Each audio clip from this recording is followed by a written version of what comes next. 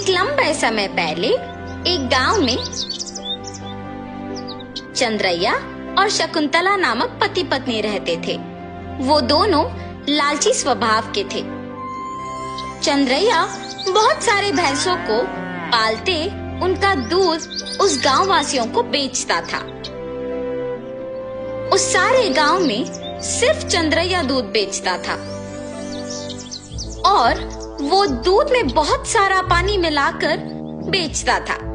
इतना ही नहीं, वो कम से कम उन भैंसों के बच्चों को भी पीने के लिए दूध नहीं बचाता था। एक दिन जब चंद्रैया दूध लेके गांव को बेचने जाता है, चंद्रैया, तुम्हारे दूध में दिन प्रतिदिन पानी की मात्रा ज्यादा हो रहा है। तुम्हारे पास इतने भैंस होने के बावजूद तुम पानी क्यों मिला रहे हो? अगर तुम्हें पसंद है तो मुझसे दूध लो, वरना नहीं। मैं यही दूध किसी और को भी दे सकता हूँ। ऐसे गुस्से से बात करके वहाँ से चला जाता है। उस सारे गांव में सिर्फ चंद्रैया ही दूध बेचने के कारण वो जैसे भी दूध दे, सभी चुपचाप उसी से लेते थे। जहाँ वो भैंसों को रखता था, उसके बगल में एक बड़े पेड़ पर एक भूत रहती थी। हमेशा की तरह चंद्रैया सारे भैंसों के पास जाकर उनसे दूध निचोड़ के पानी मिला के सबको बेचने जाता है। हर रोज ये लालच के कारण इतना दूध निचोड़ता है कि हमारे खुद के बच्चों को पिलाने के लिए कुछ नहीं है। इतना ही नहीं, हम हर रोज देखते हैं कि वो दूध में पानी मिलाता है।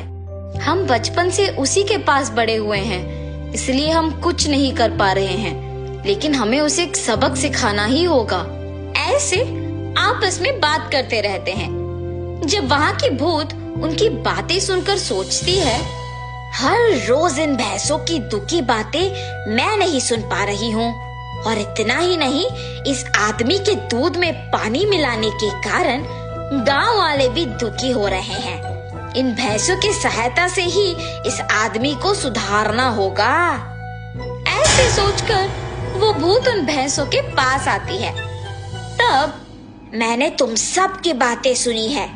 अगर तुम लोग मेरी बात सुनोगे तो तुम्हारे मालिक को सुधार सकते हैं। कौन हो तुम? तुम हमारी बातें सुन सकती हो? मैं एक भूत हूँ, इसी पेड़ पे रहती हूँ। मैं हर रोज तुम्हारी बातें सुनते रहती हूँ। हम तुम्हारी बात सुनेंगे, मगर वादा करो कि तुम हमारे मालिक को कुछ नहीं करोगी, सिर्फ उन्हें एक सबक सिखाओ, बस। ठीक है, तुम्हारे मर्जी के अनुसार उन्हें कुछ नहीं करूंगी। ऐसे कह के हमेशा की तरह चंद्रैया उनसे दूध निचोड़ने जाता है। जब वो निचोड़ने लगता है, तब वो भैंस उसे जोर से लात मारती है। बाप रे शकुंतला, मेरा पीठ टूट गया। ऐसे जोर से चिल्लाने पर शकुंतला अपने पति के पास आती है। अरे रे, क्या हुआ? आप गिर कैसे गए? उस भैंस को आज कुछ हुआ है। जब मैं दूध निचोड़ने गया तो उसने मुझे जोर से लात मारा। आप रुकिए, मैं भी जरा देखूं कि ये भैंस दूध कैसे नहीं देगी।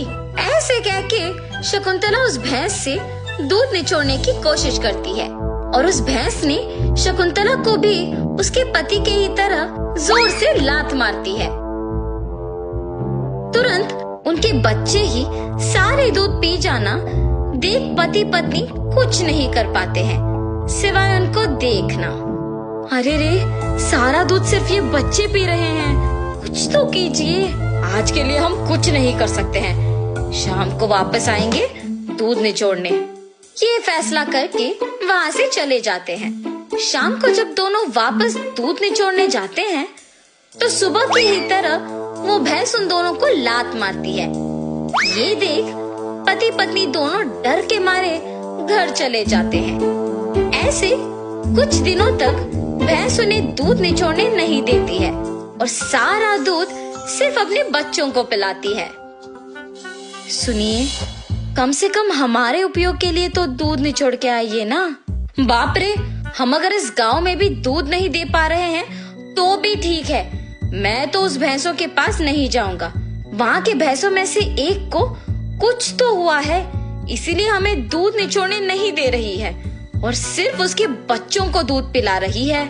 उतना चाहिए तो तुम खुद निचोड़ने जाओ। बाप रे, मैं अकेले? नहीं नहीं, हम दोनों मिलके दूध निचोड़ने की कोशिश करते हैं। चलिए। ठीक है, कल सुबह जाएंगे। ठीक है जी।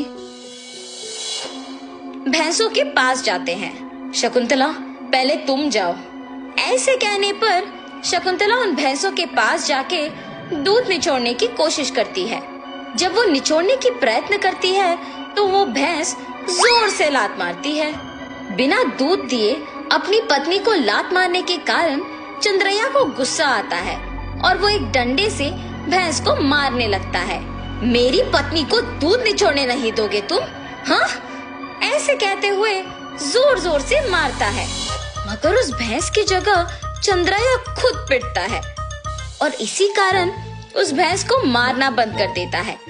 लेकिन उसके बाद भी उसको और उसकी बीवी को डंडे से मार पड़ते ही रहते हैं। हम आइंदा कभी भी दूध निचोड़ने नहीं आएंगे, हमें मत मारो। अरे हिम्मत है तो ऐसे दिखे बिना नहीं, सामने आके मारो हमें। ऐसे कहने पर वो भैंस अचानक एक भूत के रूप में बदल जाती है। मैं ही तुम लोगों को मार रही थी।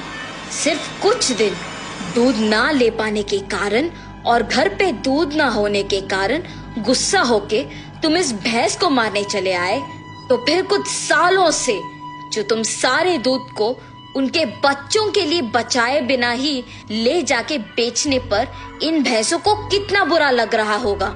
हाँ, आज से अगर कभी भी तुमने दूध में पानी मिलाया या फिर भैंसों के बच्चों के लिए दूध न बचाया तो मैं तुम्हें नहीं छोड़ूंगी। मैं यही रह के तुम पे नजर रखूंगी। हाँ, हमें माफ कर दो, आज से हम ये कभी नहीं दोहराएंगे। ऐसे कहने पर वो भूत वहाँ से गायब हो जाती है। तब से उस भूत के डर से चंद्रैया और शकुंतला भैंसों के बच्चों के लिए कुछ दूध को बचा के बाकी को निचोड़ के उसमें पानी मिलाना बंद करके बेचते हैं। भैंस भी उनके मालिक के सुधारने के पीछे उस भूत के ही हाथ रहने का सच जान के बहुत खुश होते हैं। गांव वाले सारे चंद्रैया को अच्छा गुणवत्ता वाले दूध देते हुए देख खुश होते हैं कि उसमें बदलाव भी आया है।